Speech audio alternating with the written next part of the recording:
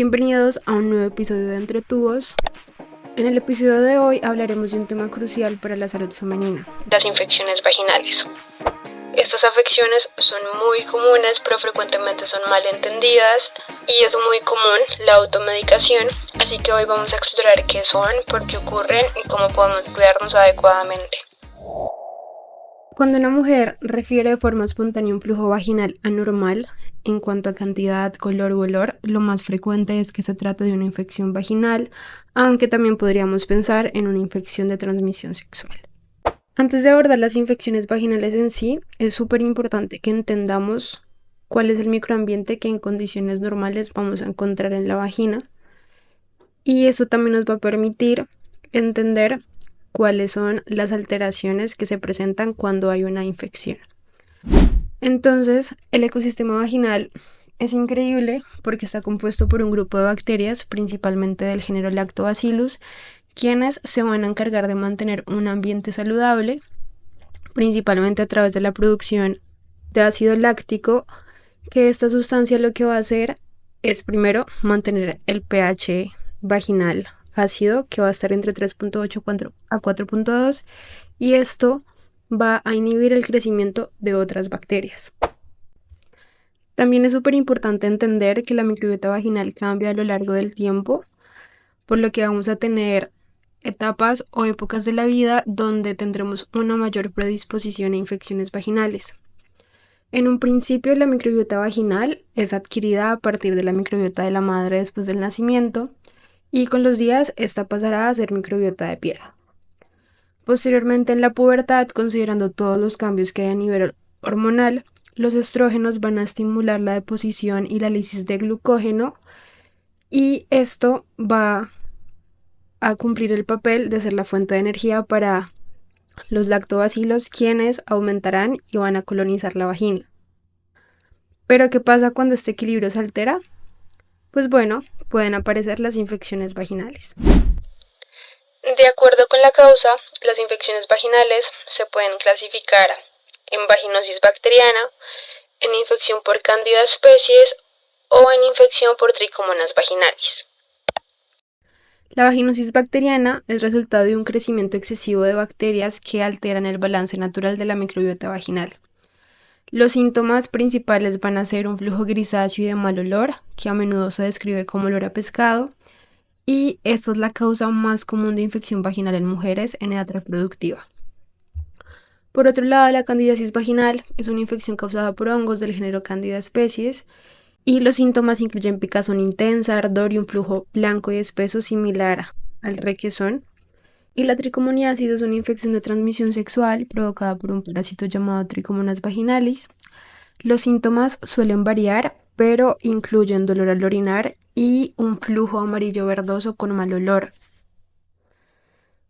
Quise traerlo a colación dentro de las infecciones vaginales porque debido a la presentación clínica es importante tenerlo presente dentro del diagnóstico diferencial, y también es importante saber que la vaginosis bacteriana y la infección por cándida pueden presentarse al tiempo. Antes de entrar en detalle con cada una de estas alteraciones, es importante preguntarnos por qué pueden ocurrir estas infecciones para asimismo saber cómo podemos prevenirlas. Entre los factores de riesgo tenemos el uso de duchas vaginales debido al daño mecánico que vamos a tener sobre la mucosa vaginal. También es importante considerar el uso de jabones íntimos, que respecto a este apartado, lo ideal es que tengamos un poquito de curiosidad por ver cuáles son los componentes que tienen esos jabones íntimos, y lo ideal siempre va a ser que sea un jabón íntimo medicado, es decir, que nuestro ginecólogo nos diga cuál deberíamos usar. También entre los factores de riesgo es importante resaltar, como ya les mencionaba, los cambios hormonales, por lo que durante la adolescencia, en la premenarquia, en la posmenopausia e incluso en el embarazo, va a existir una mayor predisposición a infecciones vaginales. También es súper importante tener en cuenta el mal uso de tampones, toallas higiénicas, copa menstrual. La literatura data que las mujeres hispanas y afroamericanas tienen una mayor predisposición. Y entre otros factores de riesgo tenemos la ausencia de uso de condón durante las relaciones sexuales. También es importante considerar que los anticonceptivos orales se han relacionado con una mayor predisposición a vaginitis por cándida, resultado de la alteración que hay a nivel de la microbiota, y factores ambientales como lo son la humedad, el calor, la fricción, o el uso de ropa interior sintética o el uso de ropa muy ajustada. ¿Cómo identificar cuándo puedo estar cursando con una infección vaginal? Bueno, entre los síntomas más comunes o el síntoma que, digamos, ya nos puede alertar sobre una infección vaginal es alteraciones a nivel del flujo. Entonces, podemos presentar un flujo más abundante que va a tener alteraciones en su color, en su olor y en su consistencia. Y también podemos presentar picazón, irritación, ardor al orinar o dolor durante las relaciones sexuales. Es importante que ante alguno de estos síntomas no corramos a la droguería a comprar algunos óvulos o cremas vaginales porque, como les mencioné, podemos tener diferentes causas. Sí, puede ser una vaginosis, puede ser una candidiasis, puede ser una tricomoniasis. Entonces, antes de seleccionar el tratamiento es importante identificar qué es lo que está causando esta alteración para asimismo seleccionar el tratamiento indicado. Bueno, entrando en detalle con cada una de estas alteraciones, tenemos que la vaginosis bacteriana es un síndrome clínico polimicrobiano que se va a caracterizar por disbiosis. Pero bueno, ¿qué es disbiosis? Hablamos de disbiosis cuando hay un cambio en la composición de la microbiota normal, donde estas bacterias, los lactobacilos, que normalmente tenemos en vagina, van a ser reemplazados por bacterias anaerobias. Entre estas bacterias podemos encontrar Prevotella species, Mobiloncus species, Gardnerella vaginalis, Ureaplasma, Mycoplasma, entre otras bacterias anaerobias que no son cultivables. Y vamos a ver que a diferencia de las infecciones por cándida y por tricomonas, en el caso de Gardnerella no se van a producir signos de inflamación en la mucosa vaginal. Por eso hablamos de vaginosis, porque cuando hablamos de vaginosis hacemos mención principal a la disbiosis, es decir, a ese desequilibrio en la microbiota, mientras que cuando hablamos de cándida o de tricomonas ya hablamos de que hay inflamación de la vagina, entonces hablamos de vaginitis por cándida o vaginitis por tricomonas. Generalmente las vaginosis bacterianas son asintomáticas en el 50% de los casos y esa es la principal causa de secreción y mal olor vaginal. Y a pesar de que no es considerada una enfermedad de transmisión sexual, es una condición que está altamente relacionada con el sexo, donde si tenemos vaginosis bacteriana vamos a tener un mayor riesgo de contraer alguna infección de transmisión sexual. Como lo mencioné, hablamos de que es un síndrome clínico polimicrobiano, es decir, vamos a tener la presencia de múltiples bacterias. Sin embargo, podemos decir que la protagonista de la vaginosis es Gardnerella vaginalis. De acuerdo con la literatura, esta se ha recuperado en casi el 100% de las mujeres con vaginosis bacteriana. Y un detalle importante que reafirma la relación que esta infección tiene con las relaciones sexuales, tenemos que Gardnerella vaginalis se ha recuperado de la uretra de hombres y también se ha encontrado en líquido seminal, por lo que se tiene la hipótesis de que los hombres podrían actuar como reservorio. Dando un poquito de detalle, ¿cómo se establece la infección?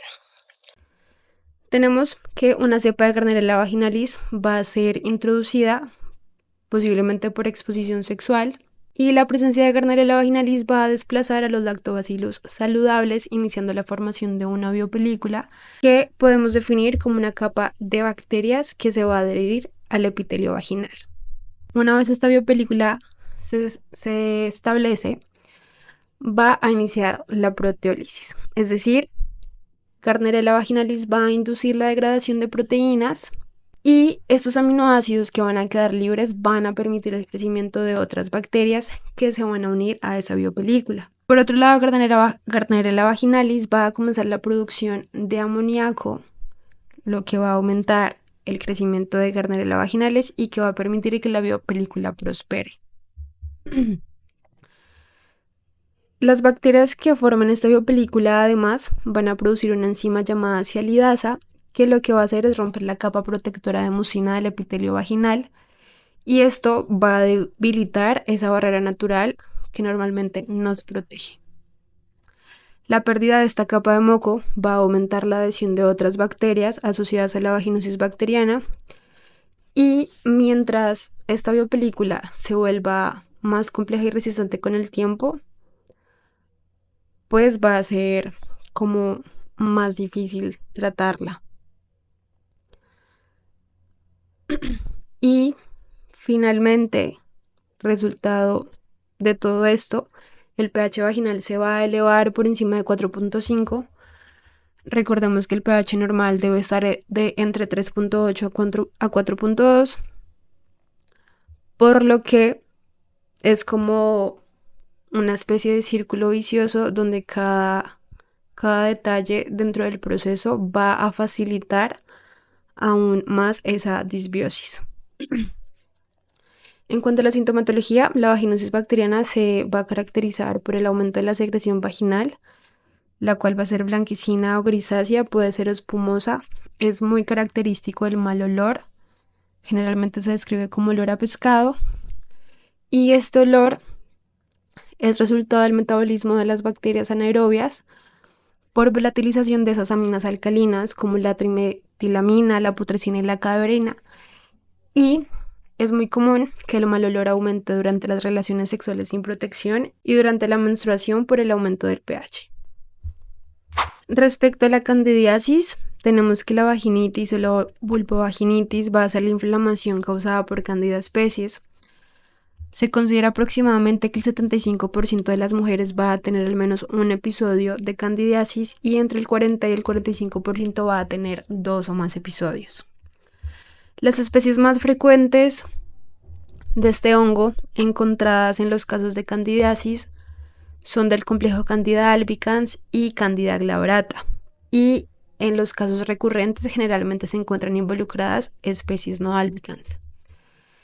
Esta infección es de distribución global y en el desarrollo de esta van a participar diferentes factores de riesgo, entre los cuales vamos a tener factores propios de la persona, factores del patógeno y factores del ambiente. Y de acuerdo a cómo se da la interacción de estos factores, pues va a aumentar o va a disminuir el riesgo de desarrollar la infección. En cuanto a las características microbiológicas, Candida se caracteriza principalmente por ser un hongo dimórfico, es decir, va a tener la capacidad de cambiar su morfología entre levadura o moho de acuerdo con las condiciones ambientales. Y considerando esto, es súper importante tener presente que Cándida como levadura va a ser parte de la microbiota de la mucosa genital, del tracto gastrointestinal y de la microbiota faríngea, de manera que su forma de hifa va a actuar como factor de virulencia.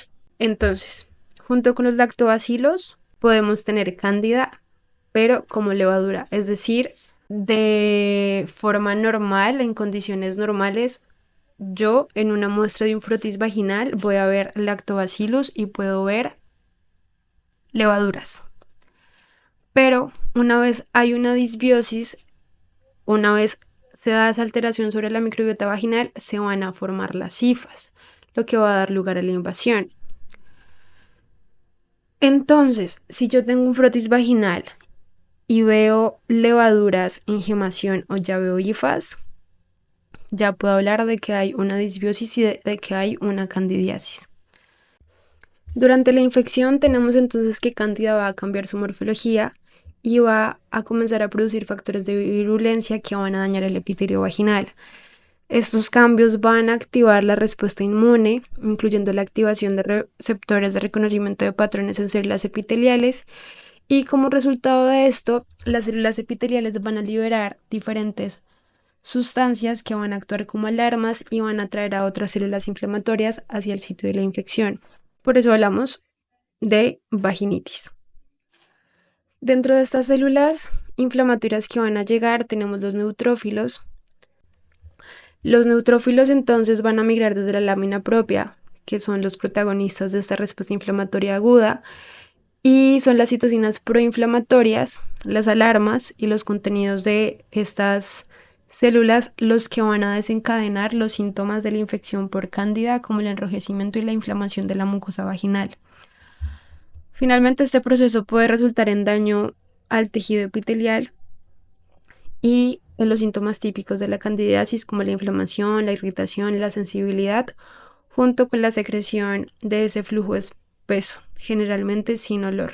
Por último, tenemos que la tricomoniasis es causada por el parásito Trichomonas vaginalis, el cual es un flagelado que solo existe en la forma de trofozoito. En Estados Unidos se han descrito tasas de prevalencia aproximadamente del 2 al 3% en el grupo de edad de 14 a 49 años, mientras que en países de bajos ingresos se reportan prevalencias entre el 3.2% y el 52%, en contraste con países de altos ingresos donde la prevalencia es del 7.6% al 12.6%.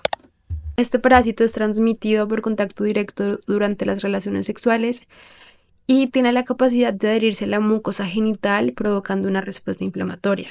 Cuenta con diferentes factores de virulencia, entre los cuales encontramos cisteína-proteasas que lo que van a ocasionar es la degradación de moléculas dentro del epitelio vaginal, como la fibronectina, el colágeno. También tiene proteinasas que la función que van a cumplir es la degradación principalmente de inmunoglobulina A, y esta inmunoglobulina dentro de la respuesta inmune va a estar presente en la mucosa vaginal y va a evitar que los patógenos penetren. Es decir, hace parte como de esa barrera protectora, pero este parásito al contar con esas proteinasas va a tener la capacidad de evadir esta respuesta inmune.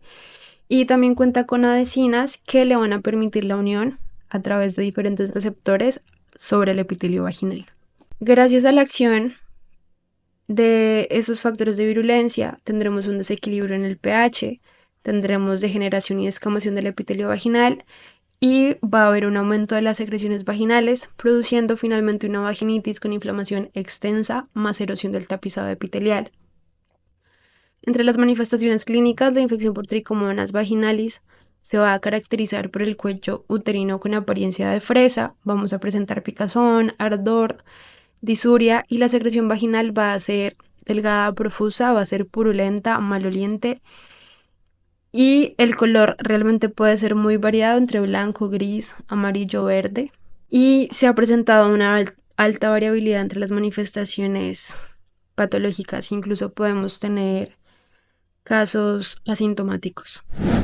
Como podemos ver, son diferentes agentes los que pueden causar una infección vaginal, por lo que es súper importante realizar un diagnóstico preciso para asimismo seleccionar el tratamiento adecuado, porque la forma en la que se va a administrar un tratamiento contra una bacteria, contra un parásito o contra un hongo no va a ser la misma.